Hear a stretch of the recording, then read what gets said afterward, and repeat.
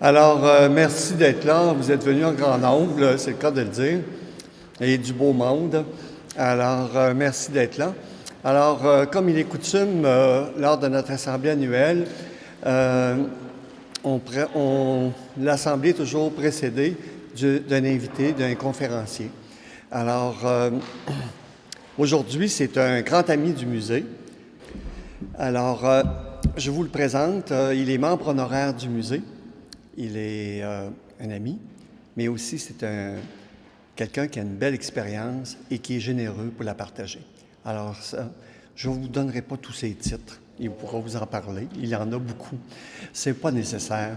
Alors, il va vous entretenir du rôle d'un musée. Merci beaucoup à tous. Accueillez-le, John Porter. Bien, bonsoir. Merci Jacques de ces bons mots. Ça a toujours été un plaisir au cours des dernières années d'échanger avec ce jeune homme. Vous savez, les directeurs de musée, une de leurs grandes qualités, c'est quand ils sont à l'écoute et qu'ils sont curieux de la vie des autres. Ce qui fait qu'ultimement, on se retrouve souvent avec des bonnes idées que finalement on a empruntées, mais qui sont devenues peu à peu les nôtres. Alors, ce que j'ai pu faire en échangeant avec Jacques, j'ai pu bénéficier du regard et de la part d'autres personnes. Le sujet que Jacques a identifié, ce n'est pas tout à fait ce dont je voulais vous parler aujourd'hui. En fait, moi, je voulais vous parler de l'importance des portes, des miroirs et des fenêtres. Mais en ce sens que un vrai musée, ça doit être une porte, ça doit être un miroir et ça doit être une fenêtre. Ça, c'est l'introduction. Oui, oups. Je ne l'avais pas, ça, M. Fortin, un matin, quand on s'est vu pour l'autre CA. Oui. Alors, j'ai réalisé qu'il y a 8 ans, au mois de février, j'étais dans Charlevoix et je donnais une petite conférence au manoir Richelieu dans le cadre d'une activité qui tournait autour du tourisme. C'était des états généraux du tourisme de Charlevoix. Et j'avais fait une allocution sur tourisme et culture, le rôle moteur des musées. Ça, c'était il y a 8 ans. Il y a 3 jours, là, je vais faire un petit peu de name dropping, j'étais à New York. En fait, j'étais allé voir la première de Parsifal au Metropolitan Opera. Je ne suis pas du tout un amateur d'opéra, mais retombée d'amitié, il se trouve qu'une de mes bonnes amies, Doris Girard, l'ancienne sous-ministre à la Culture et aux Communications, et la sœur de François Girard, qui était le concepteur de Parsifal au Metropolitan. Alors, je suis allé là. Ça, c'est le prétexte du voyage. Mais le lendemain, j'ai une journée de battement. Qu'est-ce que j'ai fait? Je suis allé au Metropolitan Opera, au Metropolitan Museum de New York. Quelques jours plus tard, aujourd'hui, où est-ce que je suis? Je suis au Musée d'art contemporain de Baie-Saint-Paul. Et fondamentalement, c'est la même réalité par-delà l'échelle des villes qui sont concernées. Ce sont 2 musées dynamiques. Ce sont 2 institutions qui ont pignon sur rue dans un centre-ville. Et en même temps, sur le plan du tourisme, ce sont des incontournables. Si je vais à New York, il faut que j'aille au Met. Si je vais à Baie-Saint-Paul, il faut que j'aille au musée d'art contemporain. Et en même temps, dans les 2 cas, ce sont des institutions qui sont indissociables de l'identité de la ville. Et d'ailleurs, si vous regardez des guides, si vous regardez des dépliants, eh bien, si vous êtes à New York, il va y avoir quelques pages sur la Met, et si vous êtes à Baie-Saint-Paul, il va y avoir quelques pages sur le musée d'art contemporain de Baie-Saint-Paul. Mais ce serait une erreur que de prendre ces institutions-là pour acquises. En fait, ces institutions-là, comme bien d'autres, ce sont des institutions qui changent, qui évoluent, qui sont de plus en plus présentes, de plus en plus dynamiques. Et si vous voulez mesurer l'importance des institutions, imaginez un instant qu'elles ne sont plus là. C'est souvent en imaginant le vide qu'on mesure l'importance du plein. Ça, c'est comme en matière de patrimoine. Un grand écrivain français, historien d'art, André Chastel, aimait parler du patrimoine en disant que On mesurait l'importance du patrimoine au fait que sa perte constitue un sacrifice et que sa conservation nécessite des sacrifices. Alors, à mon avis, à l'égard des musées, ça doit être fondamentalement la même chose, la même préoccupation qui nous anime. Et il y a un devoir, dans tous les cas, de mise en lumière de ces institutions-là. Parce que c'est comme pour le patrimoine. Il y a 4 mots-clés pour le patrimoine. Le patrimoine, il faut le connaître, il faut le reconnaître, et il faut se l'approprier, et il faut le transmettre. Dans les musées, c'est la même chose. S'il n'y a pas connaissance, il ne peut pas y avoir reconnaissance, ni appropriation, ni transmission. Imaginez ici, là, revenez en arrière. Si vous voulez comprendre l'importance des institutions, là, bon, à Baie-Saint-Paul, je pense qu'en 1967, il y avait eu le Centre d'art à l'occasion de la Confédération. Puis quelques années plus tard, en 1978, il y a Françoise Lebé qui a été engagée, puis pendant quelques années, elle a augmenté les surfaces de l'édifice qu'il y avait de l'autre bord de la rue. Puis, à un moment donné, il y a eu une opportunité en 1998 d'avoir un centre national d'exposition, ce qui a donné le pavillon où nous sommes, avec l'architecte Pierre Thibault.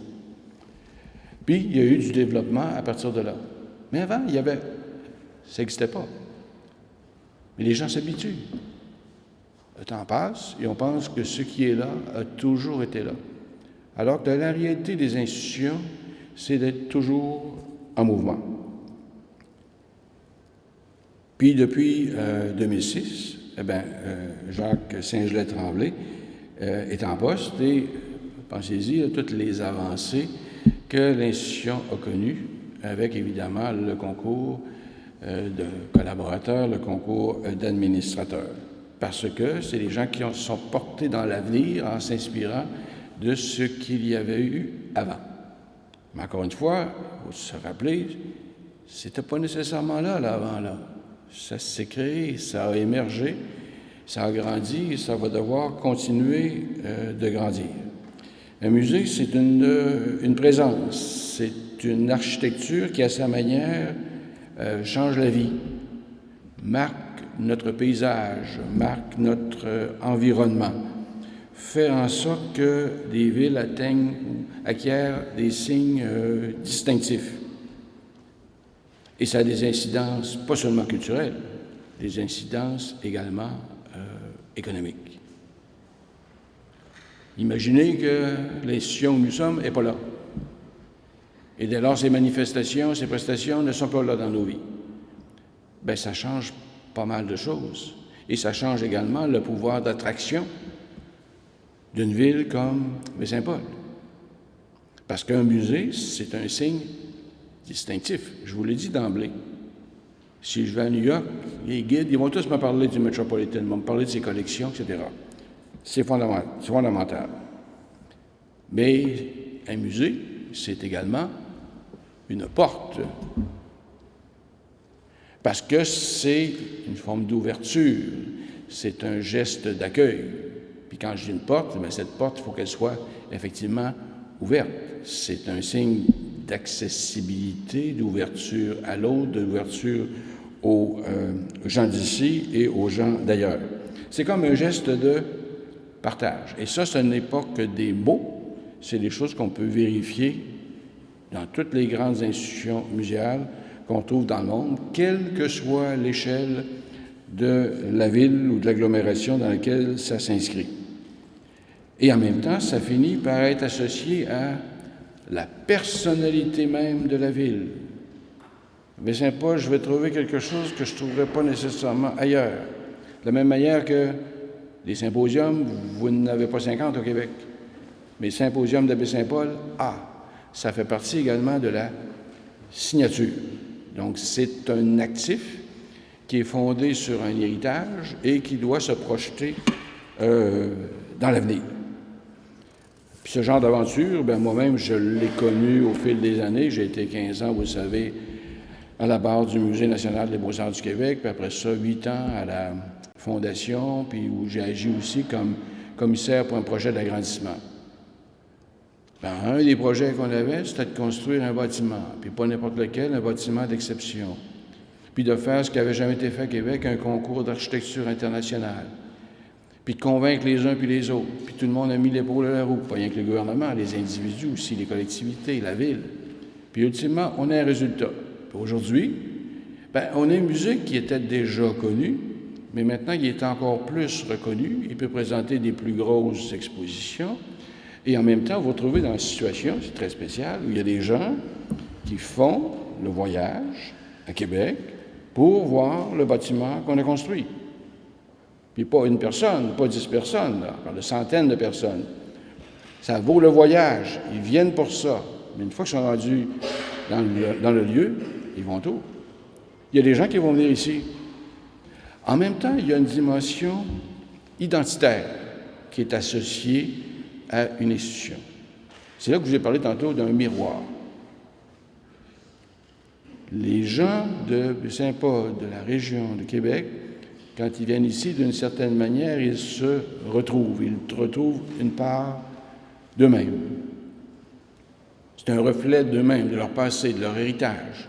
Et la collection même d'un musée est une part de, comment dirais-je, de reflet de nous-mêmes comme collectivité.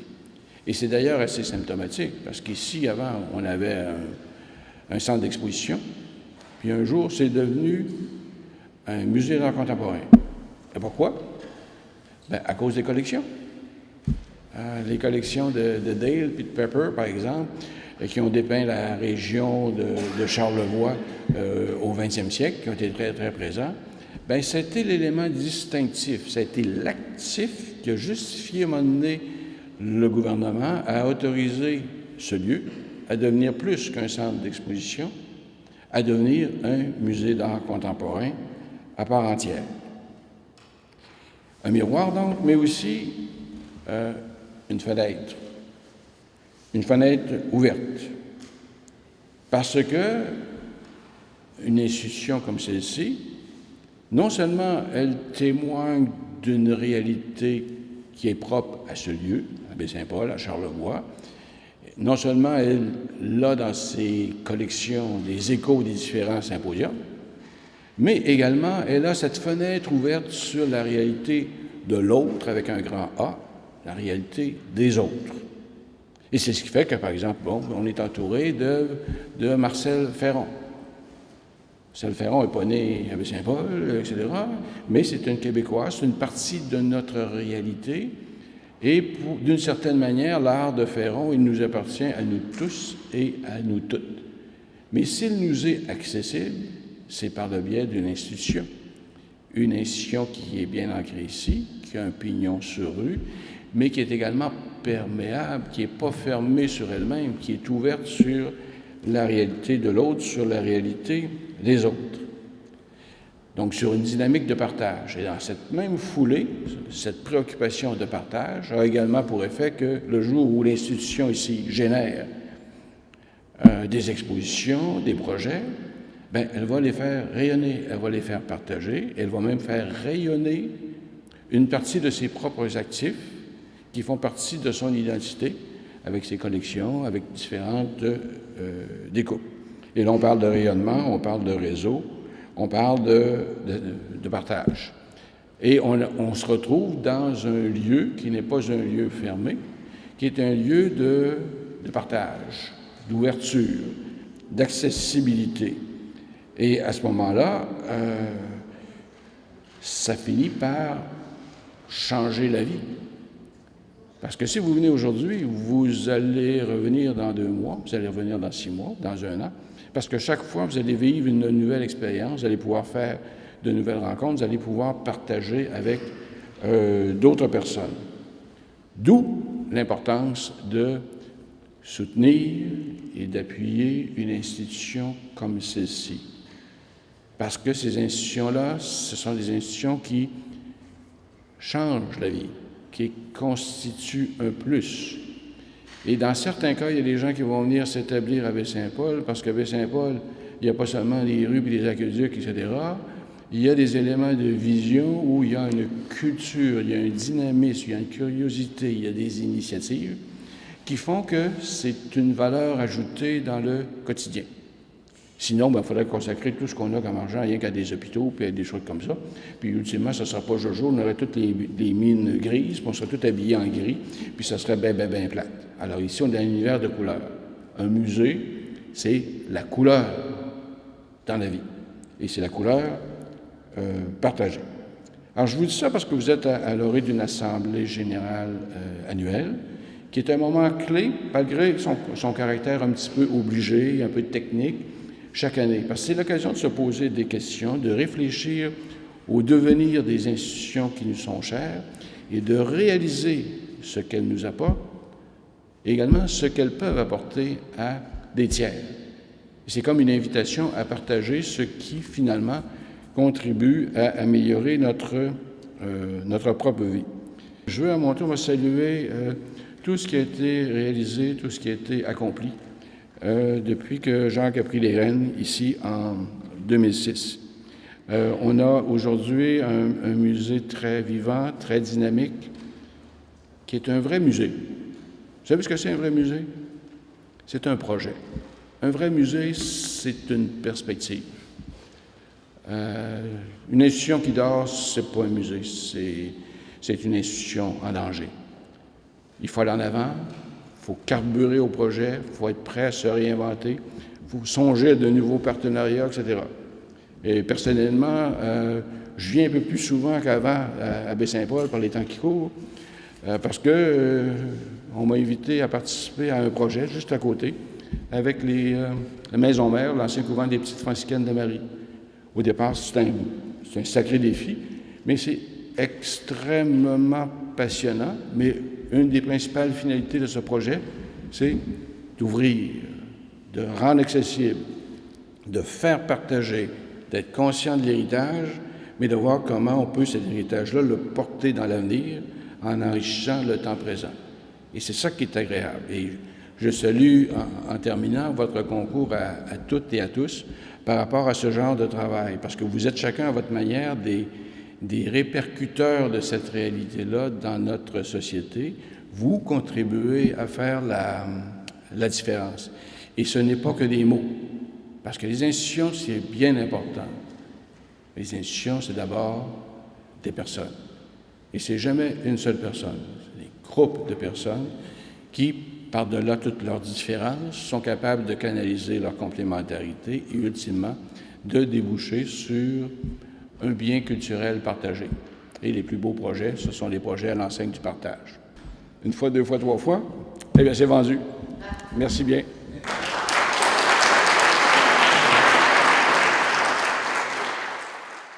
Monsieur Porter, bonjour. Bonjour. Vous venez de donner une conférence au Musée d'art contemporain sur, entre autres, les murs, les fenêtres et autres, mais en même temps, c'était davantage pour situer ce qu'est un musée dans un endroit physique. Et pouvez-vous nous dire en gros l'importance d'un musée comme le Musée d'art contemporain ici à Baie-Saint-Paul pour Baie-Saint-Paul? Oui, un musée comme le Musée d'art contemporain, c'est une présence dans la ville. C'est une présence directement qui donne sur la rue. C'est un signal d'accueil, surtout avec le type d'architecture qu'on a ici. C'est une porte ouverte. Donc, c'est une sorte d'invitation à entrer, à partager, à découvrir. En même temps, une institution comme celle-ci, c'est comme un outil identitaire très, très précieux, comme un miroir. C'est qu'à l'intérieur, on retrouve des œuvres qui correspondent à notre réalité, à notre héritage, une forme de patrimoine. Même si on est dans quelque chose d'un peu plus ancien ou qu'on est carrément dans l'art contemporain, même s'il s'agit d'échos du symposium. Tu sais, c'est comme une partie de mémoire de nous-mêmes. Et en même temps, comme institution, c'est un outil pour communiquer avec l'autre et les autres. C'est pour ça que j'ai parlé également de fenêtre ouverte, parce que c'est par la fenêtre ouverte que finalement on peut rejoindre les autres, échanger, partager nos actifs, faire circuler nos propres collections, en accueillir, élargir nos horizons. Ça crée donc une forme de convivialité qui, au final, correspond à l'identité même de la ville. C'est ce qui fait que, par exemple, vous allez à New York, bien, dans les guides sur New York, on va vous parler du Metropolitan Museum. Si vous venez à Baie-Saint-Paul, on va vous parler du Musée d'art contemporain de Baie-Saint-Paul qu'il faut absolument visiter. c'est un élément d'identité de la place et c'est un symbole de dynamisme de la ville et de la collectivité. Et c'est un outil d'attraction, non seulement culturel, mais également économique pour des gens qui viennent d'ailleurs. Parce que ça, la présence d'une telle institution, ça améliore la qualité de vie. Et en plus, ça bouge tout le temps, ça se renouvelle, des nouvelles perspectives, nouvelles acquisitions, des nouveaux projets, des partenariats, des réseaux qui se créent. C'est la vie. Vous avez mentionné aussi que dans les fêtes, un musée comme celui-ci, il a son importance. Mais au Québec, vous étiez, vous, anciennement directeur général du Musée des beaux-arts du Québec, à Québec. Et dans les fêtes, il n'y en a pas 36 musées d'importance au Québec. Quelle est l'importance de celui-ci par rapport aux autres?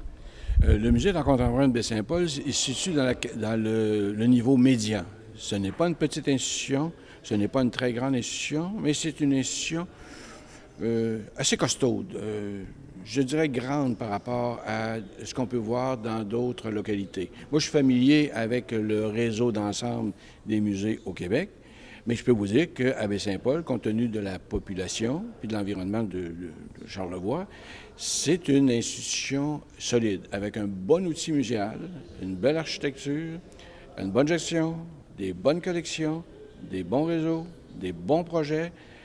Puis pour bien comprendre où on en est rendu aujourd'hui, il faut reculer en arrière, puis comparer avec ce que c'était peut-être il y a 6, 7, 8 ans, pour mesurer le chemin parcouru. Les grandes institutions sont sensibles à leurs racines et elles sont en même temps tournées vers l'avenir.